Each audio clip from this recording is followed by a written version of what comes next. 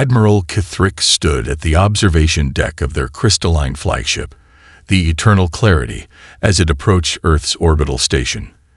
Their four primary eyes narrowed at the seemingly chaotic dance of vessels around the station: civilian shuttles, cargo ships, and maintenance craft, weaving through space with what appeared to be reckless abandon. The Admiral's secondary eyes remained fixed on the holographic display of humanity's Confederation membership application. After 3 centuries of evaluating species for membership, Kithrick's had developed a reputation for being thorough, fair, and utterly immune to surprises. Yet here they were, mandibles twitching with barely contained disbelief at the documents before them. Second Analyst Virks, Kithrick's called out, their translator converting the clicks and chirps into standard human English. Please verify these training requirements for human space pilots. The younger Vaxian hurried over, their crystalline exoskeleton catching the light of Earth's sun. Verified, Admiral. According to their documentation, human pilots typically begin simulator training between ages 6 and 12 Earth years. Thrix's head crest flattened in disbelief. That's impossible. The neural development required for spatial navigation alone takes at least 2 decades of genetic engineering in every known species. The humans insist these are natural capabilities, sir. They claim their young are, quote, natural pilots who learn primarily through games. The Admiral's mandibles clicked rapidly, the Vaxian equivalent of a derisive snort. Their species had spent millennia perfecting the art of spaceflight, developing precise genetic modifications and rigorous training programs. The idea that humans were simply born with these capabilities seemed like a poor attempt at humor. A soft chime interrupted their contemplation. "Admiral, your morning carxel is arriving," announced the ship's eye. "At least some things remain predictable," Kithrick muttered, expecting the usual automated delivery drone. Instead, a small transport ship appeared outside the observation window. The vessel was barely larger than a personal transport pod, its hull decorated with what appeared to be artistic representations of Earth clouds. Kithrick's sensors indicated a single pilot aboard. What happened next caused all 4 of Kithrick's primary eyes to widen simultaneously. The ship began what could only be described as a dance. It spun through a field of space debris, remnants from old satellites, with impossible precision. Each movement flowed into the next, the small ship finding gaps that Kithrick's combat computer insisted were too narrow to navigate. "Second Analyst, identify the pilot," Kithrick ordered, their voice tight with shock. Virks consulted their terminal, then double-checked the reading. "Sir, according to station records, the pilot is Jamie Chen, age 14 Earth years. A student pilot delivering morning beverages to offset their training costs." The ship completed its approach with a flourish, matching velocity with the Eternal Clarity perfectly. A service drone emerged from its hull, carrying a container of steaming carxel substitute specifically formulated for Vaxian biology. Kithrick accepted the beverage, their inner eyelids blinking rapidly as they processed what they'd just witnessed. The ship was already departing, executing another series of elegant maneuvers that seemed to bend the rules of physics. "Send a message to Central Command," Kithrick said finally, their voice carrying a new tone that Virks had never heard before. "Inform them that the preliminary evaluation of humanity's application will require additional time." And Virks, "Yes, Admiral. Schedule a tour of their training facilities. I want to see these games for myself."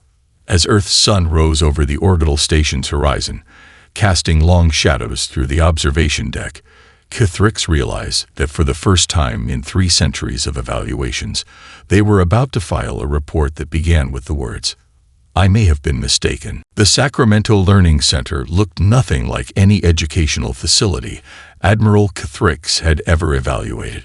Instead of the expected rows of meditation pods or neural enhancement chambers, the building buzzed with what could only be described as cheerful chaos.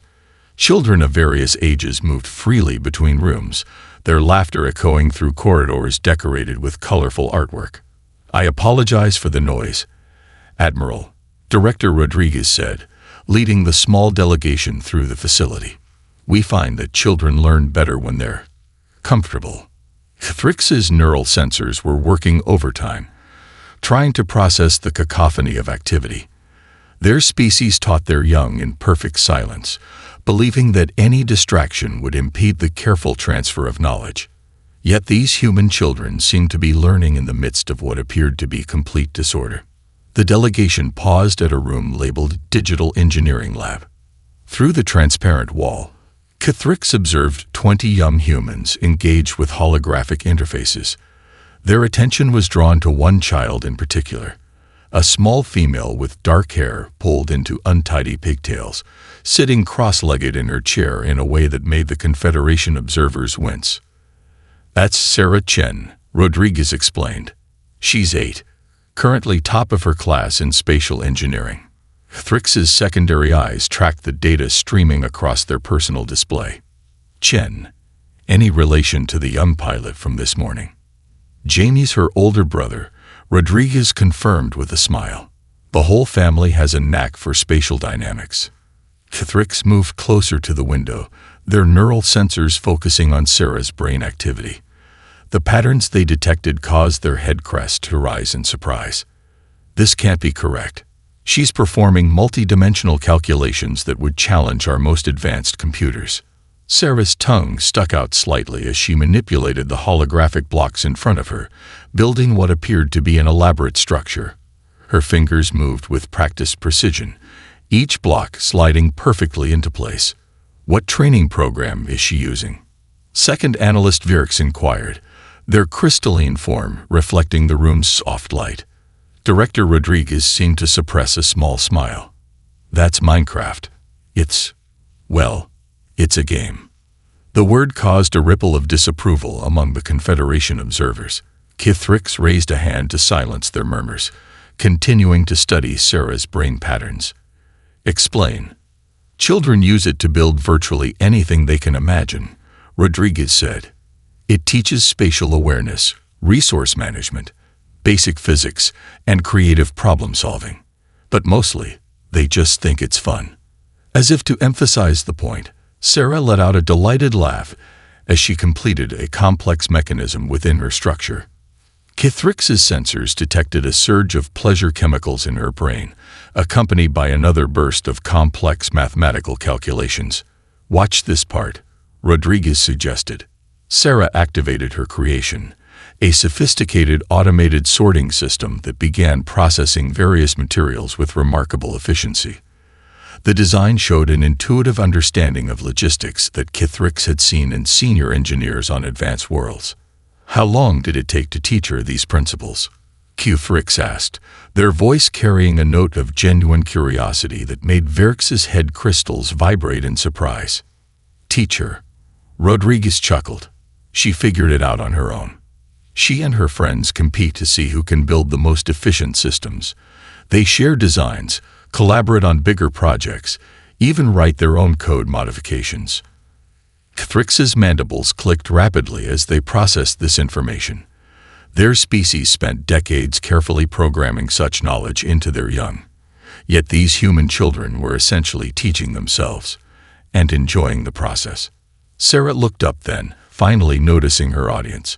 Instead of showing nervousness at being observed by alien dignitaries, she grinned and waved enthusiastically. "Want to see how it works?" She called out. "I added a quantum uncertainty processor to handle edge cases."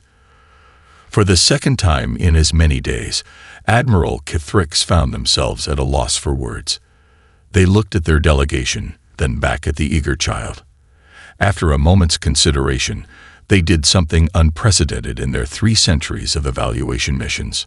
They said, "Yes, please show me." After 2 hours of watching Sarah explain her creation, Admiral Thrix's neural pathways were buzzing with activity. The child hadn't just built a sorting system. She'd invented an entirely new approach to quantum processing, apparently because she thought the existing method wasn't fun enough. Director Rodriguez, Thrix said, their translator struggling to convey the complex harmonics in their voice, "I wish to see your combat flight simulators." The other Confederation observers shifted uncomfortably. Virx's crystalline form rippled with concern. "Admiral, surely you don't intend to take me to where these children learn to fly," Kithrix continued, all four primary eyes fixed on Rodriguez. "Not your military facilities. The place where they first encounter spaceflight." Rodriguez and her assistant exchanged knowing looks. "Well," she said, "there's this place called Stellar Arcade about 10 minutes from here. It's where most of our kids get their first taste of space navigation." The word arcade sent another wave of disapproval through the Confederation delegation. On their worlds, combat training took place in sterile chambers under strict supervision. The idea of learning warfare in a public entertainment venue seemed almost offensive. 20 minutes later, Kithrix stood in the middle of organized chaos. The Stellar Arcade pulsed with holographic displays, the air filled with the sounds of simulated spacecraft and excited chatter. Children of various ages moved between different games, their faces lit by the glow of screens and projections.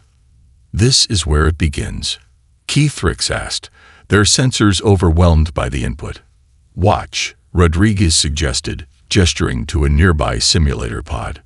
Inside, a young human was piloting what appeared to be a small fighter craft through an asteroid field.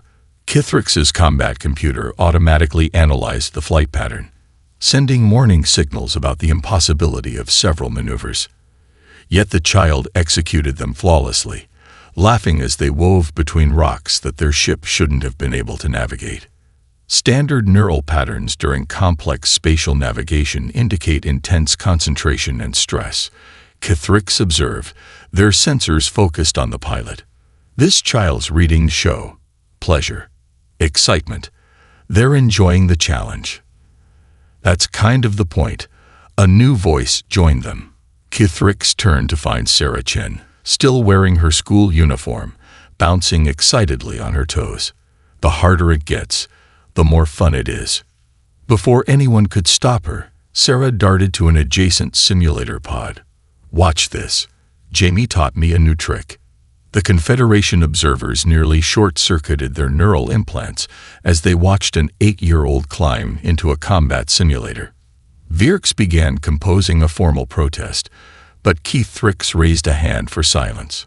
Sarah's small fingers flew across the controls with practiced ease. Her ship, a basic training model in the simulation, performed maneuvers that Kithrix had only seen in theoretical papers. When 3 simulated enemy craft appeared, she didn't follow any known combat doctrine. Instead, she improvised a series of moves that turned the attacker's own momentum against them. "Impossible," Virx whispered. "The processing power required to calculate those trajectories in real time." "She's not calculating," Rodriguez said quietly. "She's playing. The same way she plays with blocks in Minecraft or catches a ball in the playground. Human children learn by making things fun." Kithrix's mandibles clicked rapidly as they processed this information. Their neural sensors detected no signs of genetic modification, no artificial enhancements. Just a young human brain doing what apparently came naturally. "I want to test a theory," Kithrix announced suddenly. "Director Rodriguez, would you permit Sarah to attempt our standard Confederation pilot evaluation? The one designed for adult candidates after 20 years of training." The other observers erupted in protest. Virx's crystalline form actually crackled with alarm. "Admiral, the regulations clearly state." "Please," Sarah interrupted, her eyes shining with excitement. "Is it like a new game? Can I try it right now?" Kithrix looked at the eager child, then at the concerned faces of their delegation. For the third time in their long career, they found themselves breaking protocol. "Yes," they said. "Let's play." The Confederation pilot evaluation chamber materialized around Sarah's simulator pod, its holographic environment extending into infinity. Kithrix watched from the control room as the 8-year-old adjusted herself in the seat, her feet barely reaching the pedals. She'd insisted on keeping her rainbow-colored hair clips in, claiming they were lucky. "This is highly irregular, Admiral," Virx protested, their crystalline form vibrating with anxiety. The neural load alone cooled. "Begin sequence," Kithrix commanded, their secondary eyes fixed on Sarah's neural readings. The simulation started with what Kithrix considered a reasonable warm-up, a complex navigational course through a binary star system. Most adult candidates took at least 30 minutes to calculate the gravitational variables. Sarah completed it in 4 minutes, humming what appeared to be a space song she'd made up on the spot. "That was fun." Her voice crackled through the comm. "It's like playing with giant marbles, using the star's gravity to slingshot around. Can we try something harder?" Verx's crystals chimed in disbelief. "Admiral, she's not even using the gravitational calculation subroutines. She's doing it by feel." Kithrix nodded, their head crest rising with interest. "Increased difficulty. Full combat scenario." The simulation shifted. Sarah's small ship now faced a squadron of automated defenders, each programmed with 3 centuries of accumulated combat wisdom.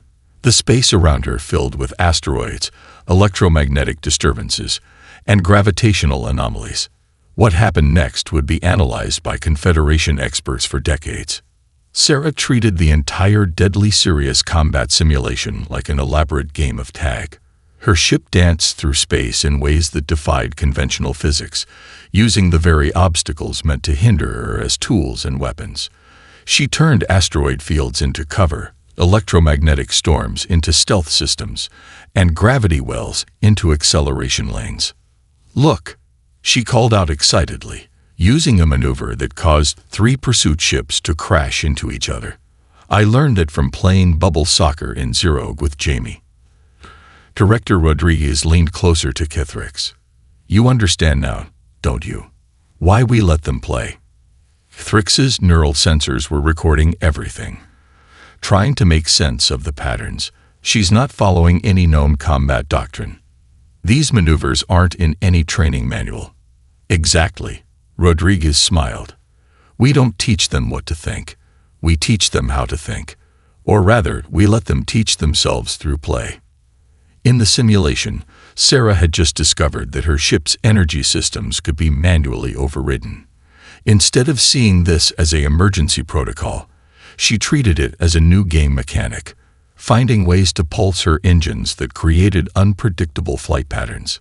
"That's impossible," Verx whispered as Sarah completed a maneuver that involved using her own ship's waste heat as a sensor decoy. "She's inventing new tactics in real time." "No," Kithrix corrected, their mandibles clicking thoughtfully. "She's playing. Every challenge we present isn't a problem to be solved, but a new rule in her game." They paused, watching as Sarah used a technique that looked suspiciously like a basketball pivot move to avoid incoming fire. And she's having fun doing it. The simulation reached its final phase, an unwinnable scenario designed to test how candidates handled failure. Sarah took one look at the overwhelming odds and grinned. "This is just like that zombie level in Deep Space Survivors," she exclaimed. "Jamie showed me how to beat it. You don't have to fight everything. You just have to be clever." What followed was either brilliant strategy or complete madness, depending on one's perspective. Sarah turned her ship's systems against themselves in ways the simulation's programmers had never anticipated, creating a cascade of events that resulted in her unlikely escape. As the simulation ended, Sarah bounced excitedly in her seat. "That was amazing. Can I try again?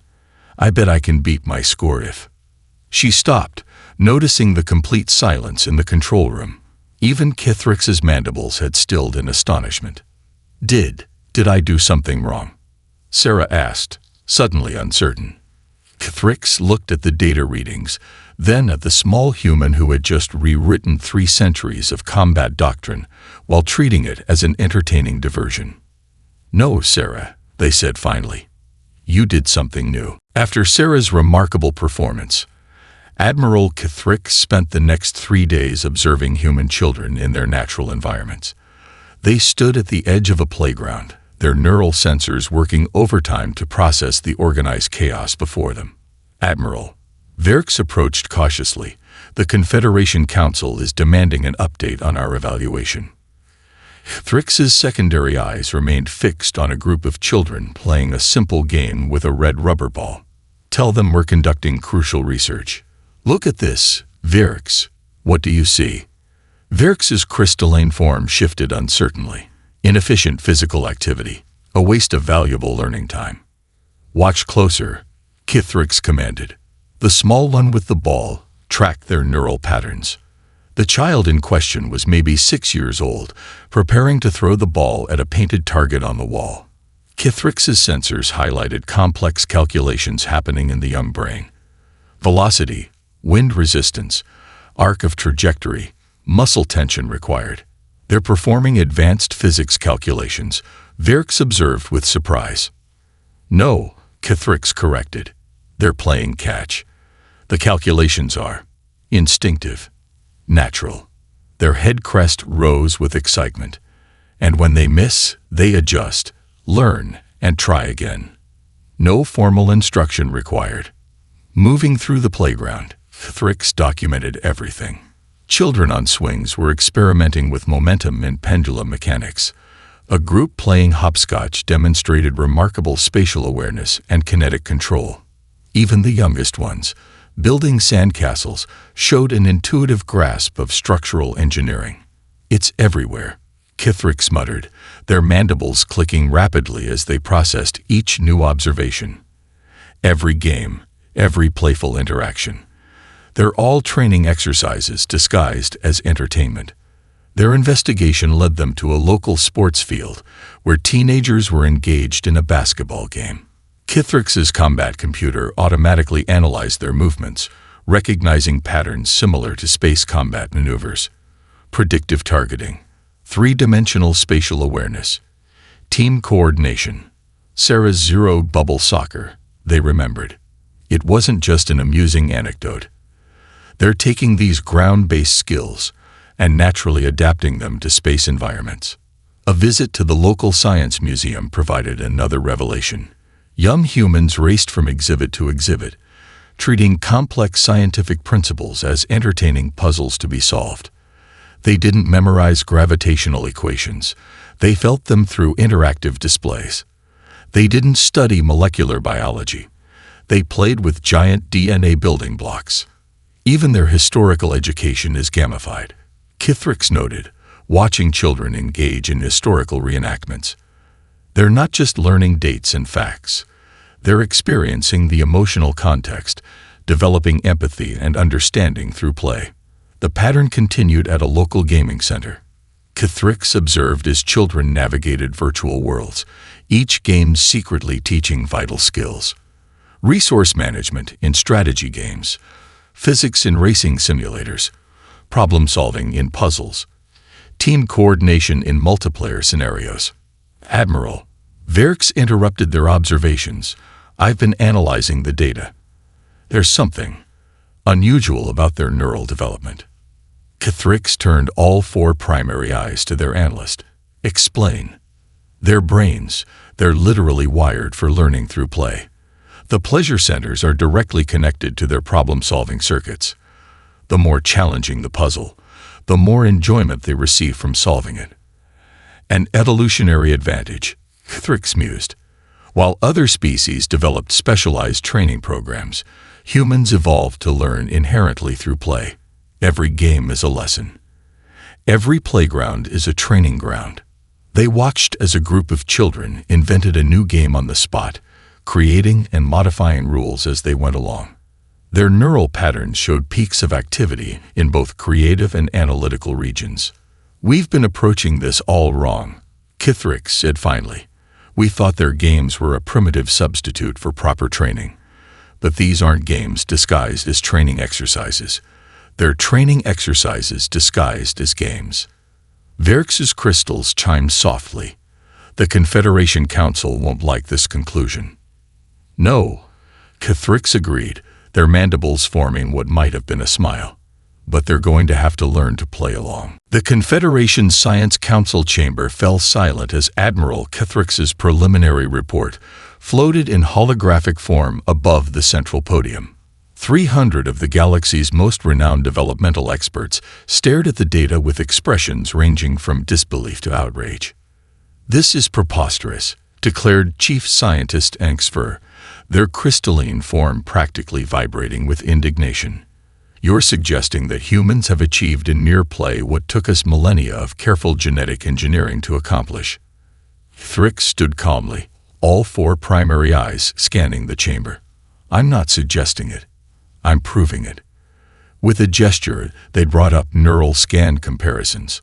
Observe the pattern recognition centers in a human child during what they call hide and seek, compared to a Confederation scout during stealth training. The patterns were identical. "A coincidence," someone muttered. "Then explain this," Thrix continued, displaying more data. "Brain activity during a human child's first space simulator experience compared to our most experienced pilots.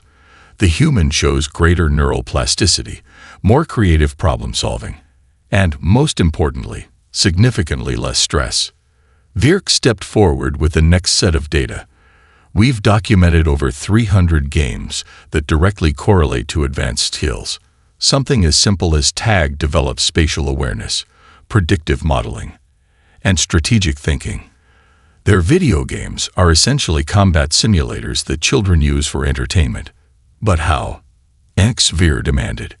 "How did they develop these capabilities without directed evolution?" Thrix's mandibles clicked thoughtfully. "They didn't develop simulators for training. They developed training that felt like play because their young are natural learners. Every game is a lesson. Every playful interaction builds neural pathways that we have to carefully engineer." The chamber erupted in discussion. Thrix let them argue for a moment before continuing. "Consider our own development. We identify necessary skills, create training programs, and carefully guide our young through each step. Humans? They turned learning into an adventure. Holographic images filled the chamber. Children building complex structures in Minecraft. Teenagers mastering spatial physics through Zerog sports. Young pilots treating asteroid fields like playgrounds. While we were building training programs, they built playgrounds. While we studied the universe, their children danced with it." Thrix's head crest rose with enthusiasm. "They don't see learning as a task to be completed, but as an adventure to be experienced. This changes everything," Virx added, their crystalline form glowing with excitement. "Their methods could revolutionize education across the Confederation. Imagine learning that's not just efficient but enjoyable." An older council member raised an appendage. "And you believe this playful approach is why they've advanced so quickly. From planetary civilization to spacefaring species in such a short time." "Exactly," Thrix confirmed. "Their children don't just learn, they innovate. Every generation builds on the games of the previous one, adding complexity, finding new solutions. They're not bound by traditional thinking because their learning process encourages creativity." HFY's crystals chimed skeptically. "And you base all this on observations of their young, on games and entertainment?" Thrix projected one final image, Sarah Chen's neural patterns during the Confederation pilot evaluation. "I base it on watching an 8-year-old human child rewrite 3 centuries of established combat doctrine while thinking she was playing a game." The chamber fell silent again, but this time with thoughtful consideration rather than skepticism. "There's an old human saying," Thrix concluded, their translator carefully modulating the words. "Play is the highest form of research. We've spent millennia trying to perfect the art of learning. Meanwhile, humans simply made it fun." As the council absorbed this revelation, Thrix's secondary eyes noticed a small alert. Sarah Chen had just broken another simulator record. The message included a note. "Found a new way to do the asteroid part. Want to see? It's really cool." Thrix's mandibles formed what was definitely becoming a smile. Perhaps it was time for the Confederation to learn how to play. The Confederation Grand Chamber had never seen anything quite like this. Instead of the usual dignified proceedings, the ancient hall now contained what appeared to be an arcade. 6 simulator pods faced a massive holographic display, where the Confederation's most advanced pilot training AI waited in digital form. "This is unprecedented," High Counselor Zixon declared, their energy form flickering with concern. "To pit children against our finest achievement in artificial intelligence." "To test a theory," Kithrix corrected smoothly, watching as Sarah Chen led a group of 5 other human children into the chamber. The youngest was 7, the oldest 12. They wore their school uniforms, complete with colorful backpacks and Lucky Charms. Sarah spotted Kithrix and waved enthusiastically. "We brought snacks. Mom says you can't game properly without snacks." Several council members' translator implants actually glitched trying to process this breach of protocol. Kithrix merely nodded, their mandibles clicking in what had definitely become a smile. "The parameters are simple," Virx announced to the chamber. "The AI will present increasingly complex space combat and navigation scenarios.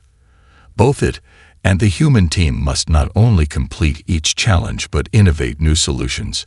The test ends when either side fails to advance." The children had already climbed into their pods, chattering excitedly about who would try what strategy first. Their neural patterns showed no sign of stress, only eager anticipation. "Begin sequence," Kithrix commanded. The first challenge appeared, a complex asteroid field with shifting gravitational wells. The AI plotted a mathematically perfect course through it. The children, led by Sarah, turned it into a race course, finding paths the AI's calculations had missed entirely. "Did you see that?" Sarah's voice crackled through the comm. "If you use the spinner move from Stellar Derby, you can ride the gravity waves." The next scenario involved combat drones. The AI executed flawless tactical maneuvers. The children treated it like a multiplayer game, developing impromptu team strategies that left the AI's perfect formations in disarray. "Just like capture the flag," one of the boys shouted. "Tommy, your defense." Maria, flank them like in Cosmic Guardians. Challenge after challenge appeared. The AI adapted, learned, calculated, but the children innovated, improvised, played. They turned every scenario into a new game, finding solutions that defied conventional logic. "Impossible," Zixon whispered as the children used a technique from a popular dance game to synchronize their ship's movements in ways the AI couldn't predict. "They're not even using standard combat protocols." "Because they don't know them," Kithrix explained. "They have no preconceptions about what's impossible. Every challenge is just a new game to master." The final scenario was the AI's masterpiece, a tactical situation it had spent years perfecting. No known strategy could overcome it. The children took one look at the setup and burst into excited chatter. Oh, it's just like that level in Space Explorers," Sarah exclaimed. "Remember the secret path we found?" "But we need 6 players for that," another child pointed out. "Then we'll make it work with 6, Sarah declared. "Everyone pick a buddy, just like in swimming class." What followed was either tactical genius or beautiful chaos. The children paired up, each duo covering for the other, creating patterns of movement that looked more like a playground game than space combat. They wove their ships together in a complex dance, each pair's movements supporting the others, until the AI's perfect defense collapsed. Silence fell over the grand chamber. The children, oblivious to the historic moment, were already comparing scores and discussing what games they'd play next. "How?" Zixon asked finally. "How did they defeat our most advanced military AI?" Thrix's neural sensors registered the beautiful simplicity of it. Because they didn't try to defeat it. They didn't see an unbeatable AI or an impossible scenario. They saw a new game to play together. Their head crest rose proudly. And humans, especially young ones, are very, very good at playing together. Sarah's voice interrupted the moment. "Can we try again? We think we can beat our high score." For the first time in recorded history, the Confederation Grand Chamber echoed with laughter. 1 month after the historic demonstration in the Grand Chamber, Admiral Cathrix stood before the Confederation Council to present their final evaluation of humanity's membership application. The chamber was packed, with representatives from every member species eager to hear the conclusion. Honored Council, Cathrix began, their translator perfectly conveying the subtle harmonics of their voice. I came to Earth expecting to evaluate a species' readiness for membership. Instead, I found myself reevaluating everything we thought we knew about learning, development, and potential. Holographic displays activated, showing scenes from their investigation. Children at play, young pilots in simulators, Sarah Chen's remarkable performances. For 3 centuries, I have evaluated species based on their training programs, their educational infrastructure, their technological achievements. Humanity challenged every metric we use. Cathrix's head crest rose with enthusiasm. They don't build training programs. They build playgrounds. They don't write combat doctrines. They create games. And their children don't just learn. They innovate with joy. The chamber stirred as Cathrix continued. We thought their claim about natural pilots was exaggeration. We were wrong. Every human child is a natural explorer, a natural innovator, a natural learner. They turned the serious work of education into play, and in doing so, they surpass our most rigorous training programs. Virk stepped forward with the official data. In the month since the AI demonstration, we've documented over 500 new tactical innovations derived from children's games. The human approach to learning isn't just different, it's revolutionary. Cathrix gestured, and a new hologram appeared. A live feed from Earth. Sarah Chen and her friends were teaching a group of young aliens from various species how to play their games. Already, neural scans showed increased learning capacity in the alien children. Therefore, Cathrix announced, I recommend not only full membership for humanity, but a special designation, Teachers of the Galaxy. The chamber erupted in discussion. High Counselor Zixon raised their appendage for silence. You suggest we learn from them. That we, with our millennia of carefully developed educational systems, should take lessons from a species that turns everything into a game. Yes, Cathrix replied simply, because while we perfected the art of teaching, they perfected the art of learning. Their greatest technology isn't their simulators or their spaceships. It's their ability to turn the impossible into a challenge and challenges into play. The live feed showed Sarah teaching a young Vaxian how to play hopscotch. The alien child's neural patterns were already adapting, showing new pathways of development. Look at what's happening, Cathrix pointed out. They're not just teaching games, they're teaching joy and discovery. Innovation through play. The courage to try the impossible, because no one told them it couldn't be done. The council watched as more alien children joined the games, their neural patterns shifting, adapting, growing in ways their species had never documented before. We offer humanity membership, Cathrix concluded, but they offer us something far more valuable. A reminder that learning should be an adventure, that innovation can spring from joy, and that sometimes the most profound discoveries come from simply playing together. The vote was unanimous. Later, as Cathrix prepared to return to Earth to deliver the news, they received a message from Sarah. Found an even better way to beat that last simulator level.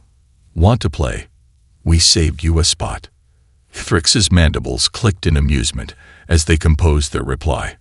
3 centuries of rigid protocol suggested declining. Their newly developed appreciation for human learning methods suggested otherwise.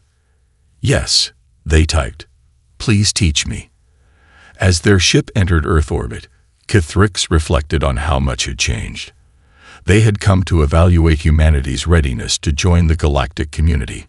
Instead, humanity had taught them that true advancement comes not from perfecting what is known, but from the joy of discovering what is possible. And somewhere on Earth, children were playing, learning, and unknowingly reshaping the future of galactic civilization, one game at a time.